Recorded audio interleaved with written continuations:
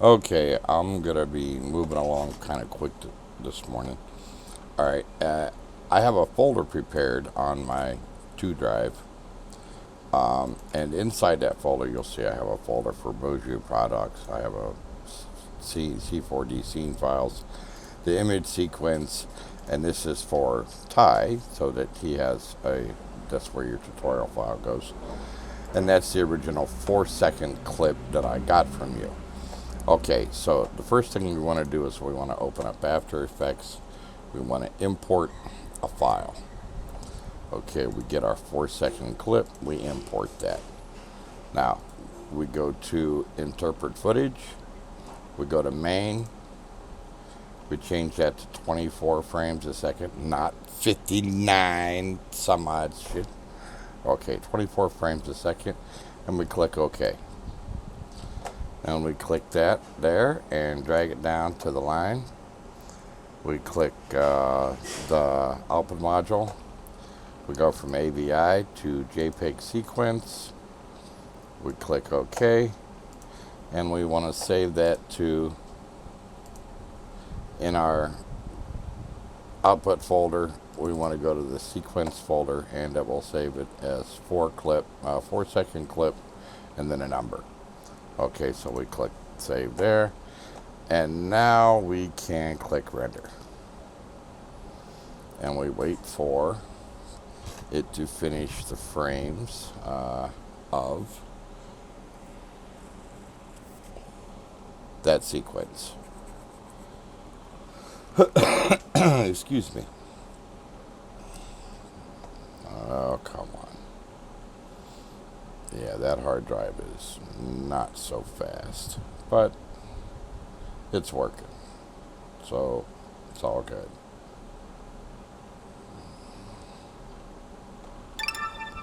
Okay, well, that sound means it's freaking done. Now we can minimize that. We go to Boujou. We go to Import Sequence. We go to E drive. We go to this. We go to Sequence. We go to 0 and click Open. Now, it's 24 frames a second, but if we click Apply, that will change. See, it changed to 25. Change that back to 24. Click Apply again. And click Close. Now we want to track the features. I may pause the video while that is tracking.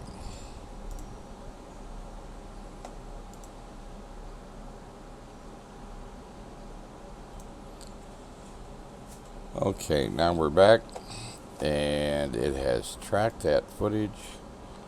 You can see the points are stuck to the footage. If I move through the timeline, if I scrub, and we'll go to Camera Solve,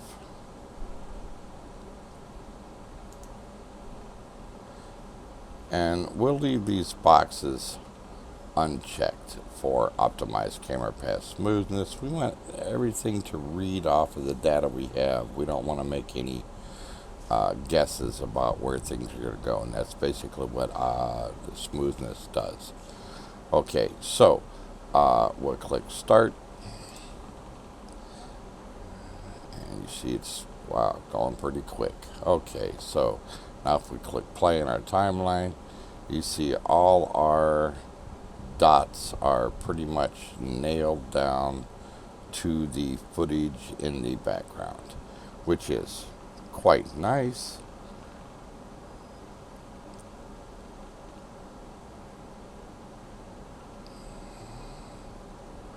Alright, so it's moving right along.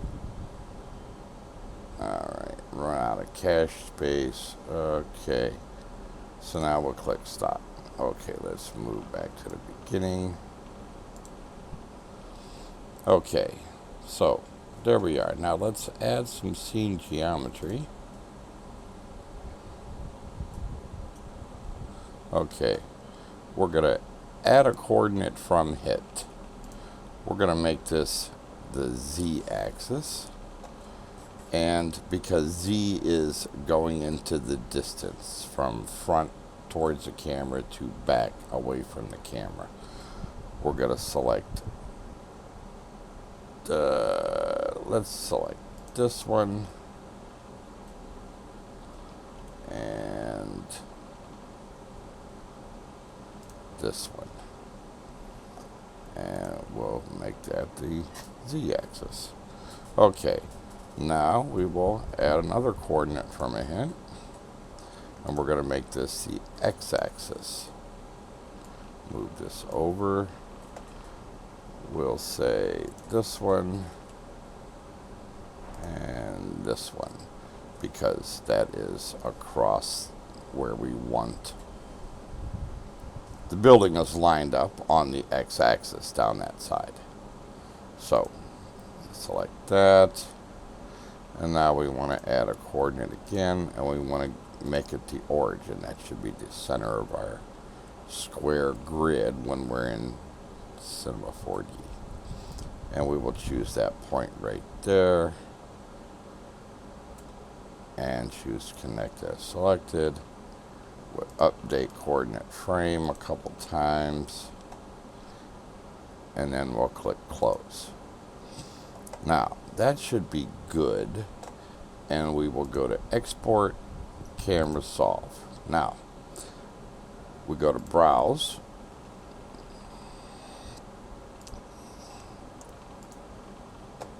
we go to where we want to save the C4D scene,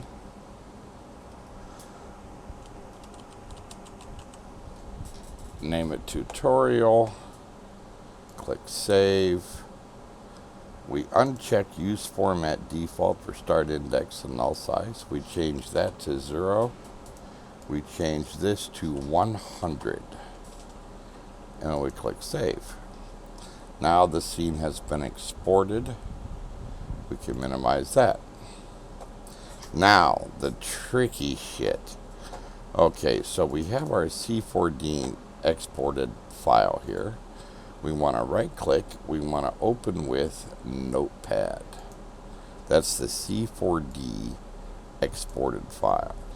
Okay, so the first thing we want to do is we want to find minus 3.141593. Okay, now up from there, you'll see the first, from right here, you'll see the first key. You want to get rid of the minus sign, copy the zeros, copy, Control C, select what you searched for, and hit Control V. So now you've pasted the zeros where that number was. In addition, you want to replace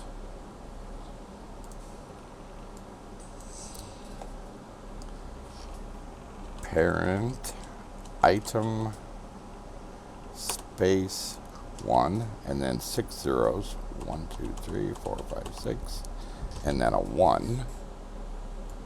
Copy that and change the last one to a 2, and you want to replace all. Close that, save the file, close Notepad, and now we can go to C4D, open the file,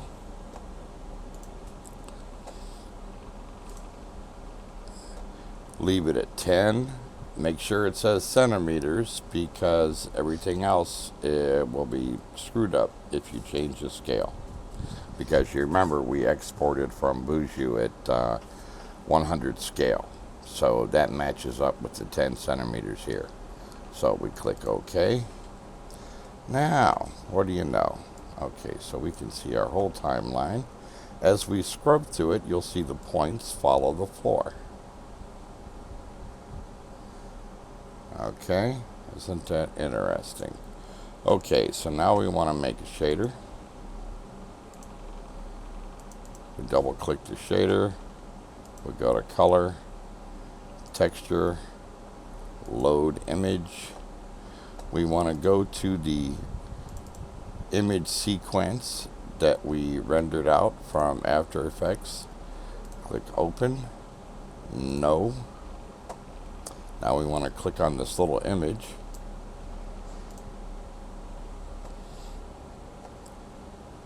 We go to animation and we click calculate, and the movie end frame will change to 268. We want to turn off reflection because we absolutely do not want reflection coming from our background image. So now we can close that. We load a background into the scene and we click and drag that shader onto our background. And lo and behold, there is our fucking movie. Okay, we go to our render settings, make sure it says 1920 by 1080. Let's render this picture. Okay, that is beautiful. Okay, very nice picture quality. Okay. Alright, so we move the slide, we scrub to the timeline. Oh, we have an error. It does not update on my version. I'm using R16. It is not updating the tracked points, the image sequence as I scrub to the timeline. But that's okay. That's a very small issue to deal with. Okay, so let's also, we want to add, we want to add a floor. We want to drag this material onto the floor also. We want to change it from flat projection to frontal, and you'll see it's what's behind it. Okay, it's correct.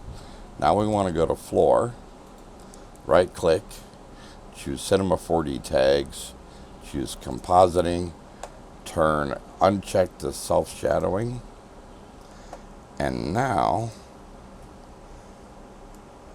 if we get to here, for example, and I click render,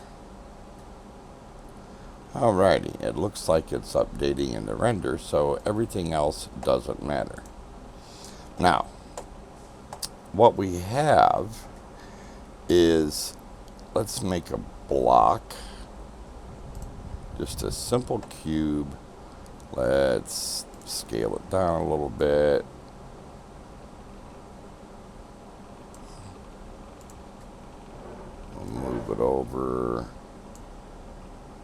Move it over back to where. Okay, let's turn off the floor so I can't see it right now. Alright, let's reselect the block, the cube, and we will see that there are some points out there that I could be lined up on. So what we're going to do, okay, it looks like the light is coming from all around, so let's make a light. Let's bring it over here. Let's go to shadow. Not ray traced. Shadow maps. Let's make it 1000 by 1000. And then in our render, we'll go to ambient occlusion and leave all those settings the way they're supposed to be. Okay, so now if we render that image, you'll see there's a block where the building goes. Okay, so let's edit our block. Cube, whatever. Let's change that. Let's make it a little shorter.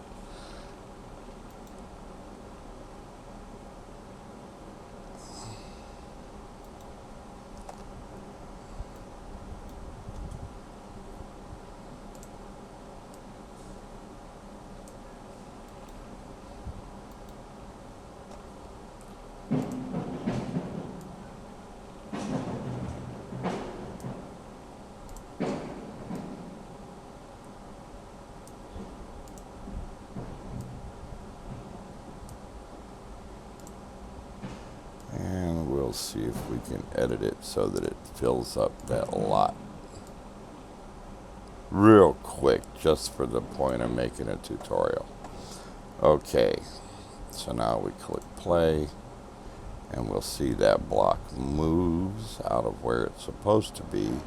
And yet, if we stop there and render it, the image matches up to where the block is. So that proves that our images, though they aren't updating when we scrub the timeline, they are actually updating when the rendered image is done. So that's how you do it, and that's how you get it to work. Alright, I'm going to pause the video while I render this as a video file, and I will attach it at the end of this tutorial to show you how it turns out. Okay, one more thing I thought of while I was working here. Let's go from perspective here to, let's use a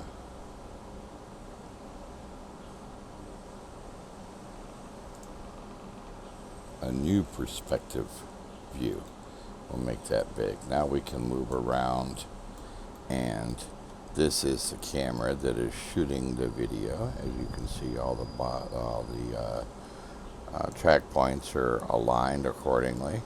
If you measured the length of the building, you would be able to come back and measure for the distance from the ground to the camera, and you could tell exactly how high your drone was when you shot the footage. Okay, so let's look at our cube here, and let's create a shader, a material, and another new material.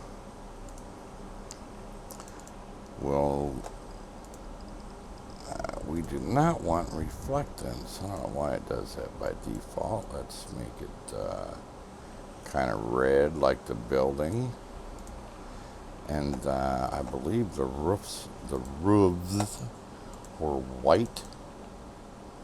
So turn off reflectance. Make this kind of whitish. Okay.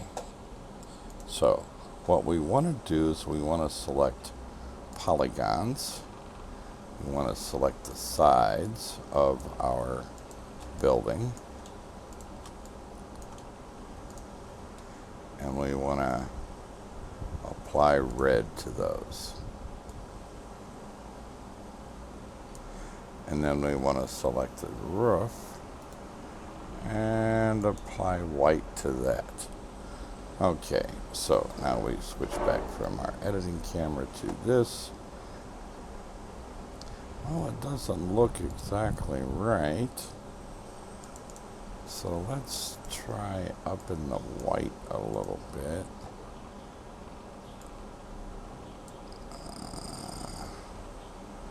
Wow.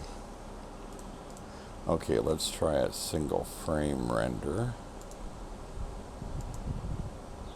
Current frame. And see how that looks. Yeah, that white is not very good looking. Okay, so let's go to the brightness and make it 200%. And that's white. Haha. Okay, and let's render that. Alright, so our red is not looking so hot, so it needs to be a little dimmer and a little dirtier. Okay, so we go to here, we go to here. That don't look too bad.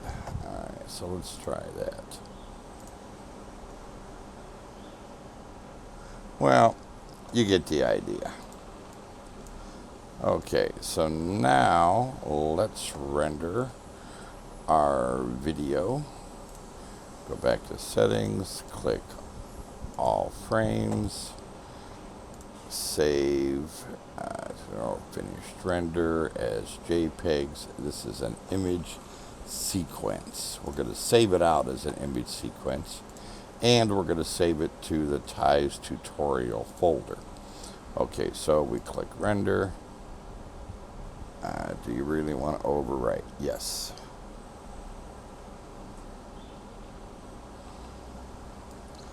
Now this is rendering, and I will pause the video while it renders.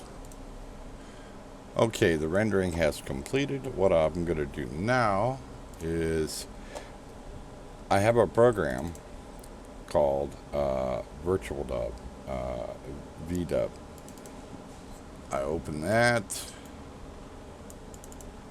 I go to File, open Video File, and what it will do is it lets me look for the image sequence. Where did it save it?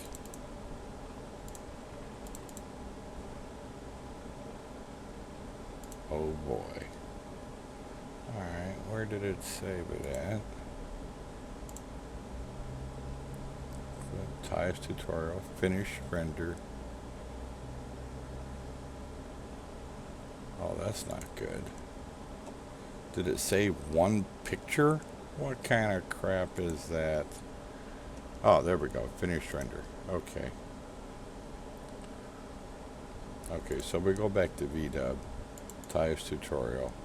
We went all types. We want to go to finish render. Open.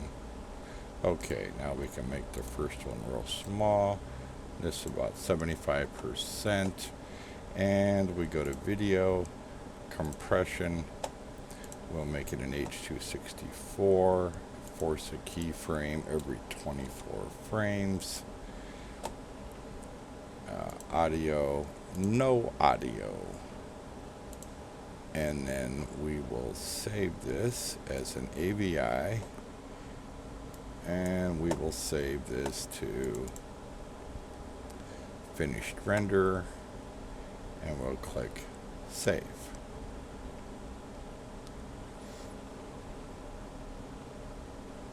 Oh, that's not right.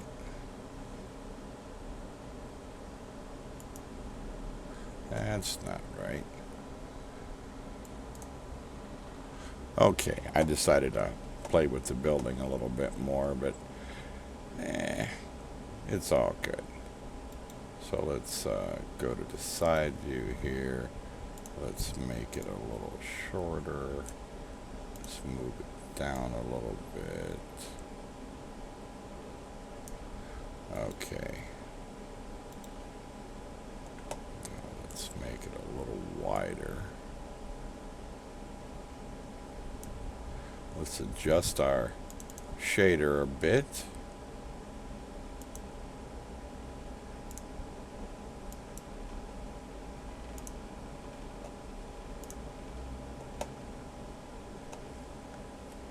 And now we can try to render, and we'll see how that comes out. And I'll render. Alright, save to, okay, save to the render, make it JPEG, and the name, probably the name, the last one, name, and then a number, and then the type of file it's going to be. That's where my problem was. Okay, so it was my error. Operator error, shouldn't we have guessed that? Alright, so I'm going to render, and I'll pause the... Okay, now it's rendered. I go to Veedub. I go to File, Import Video. I want to go to Image Sequence. And then...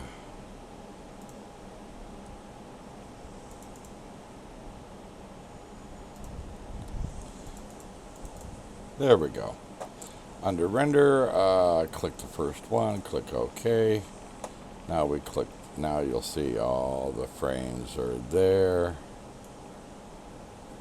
And if you scrub through the timeline, lo and behold, our new building is added to our scene through computer magic. Okay, we want to video compression. Force a keyframe every 24. Click OK. Audio, no audio. Click File. Save as AVI. And we'll save that as render AVI.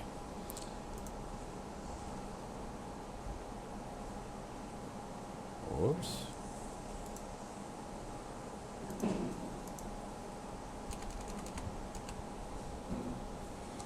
ABI and click save.